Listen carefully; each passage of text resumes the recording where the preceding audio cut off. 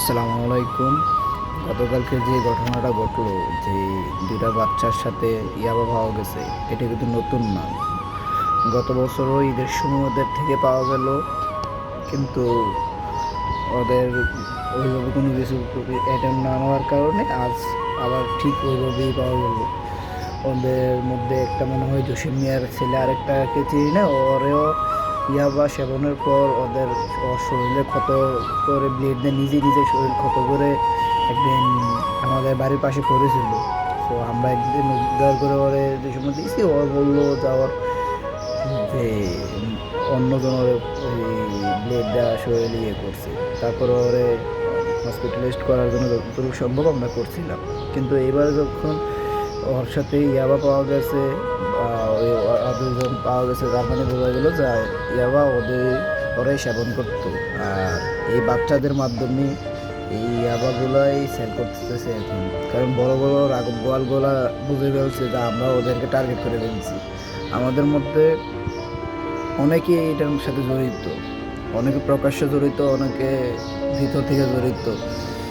তো আমরা যদি শস্যের মধ্যে এই ভূতটা না তাড়াতে পারি, তাহলে কখনই গ্রাম থেকে ইয়াবা সেবনখোর বা মাদক কারবারিগুলোকে সরাতে পারবো না।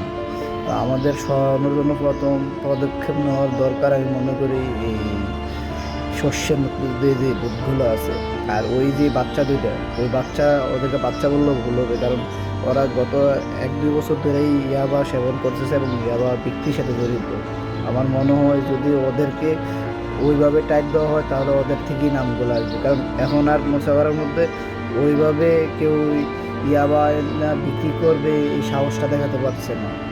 আর এই বাচ্চাগুলাই মূলত ওদের দ্বারাই এখন ইয়াবাগুলা সেল করতেছে। তো ওরাই জানে ওদের যে প্রভুটা কে, বর্তমান প্রভু ওদের কে, ইয়াবার যে প্রভু। তো আমার মনে হয় ওদেরকে আবার আনা হোক, আর না আবার ওদের মুখ থেকে সত্য ঘটনা বার করুক। মানলেও ওরা যখন বলবে না, ওদেরকে পুলিশের হাতে তুলে দেওয়া হোক। যদি পুলিশ না হয়, যদি মনে করেন যে বাচ্চা, ওরা কোনো বাচ্চা না, গত 2 বছর তারা এই মাদকের সাথে জড়িত, মাদক বিক্রি করতে পারে, ওরা কোনো বাচ্চা হতে পারে না।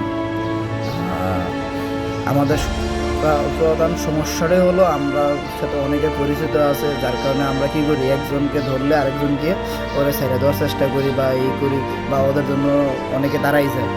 তো আমি মনে করি ওদেরকে আগে আইডেন্টিফাই করতে হবে, যারা এই সাথে জড়িতদেরকে ছাড়ার ব্যবস্থা করে ওদেরকে নাম ধরে ওদের নাম প্রকাশ করা লাগলো। আর সবার কাছে আহ্বান থাকবো, যেভাবে এই পরিচালনা করছে গিয়াসউদ্দিন ভাই, ওনার আন্ডার থেকে আমরা যাতে এই অভিযান চালানোটা বন্ধ না করি। গ্রামের সবাই মিলে যদি এই অভিযানটা চালু থাকে, একদিন না একদিন এটা শেষ হবে আশা করি।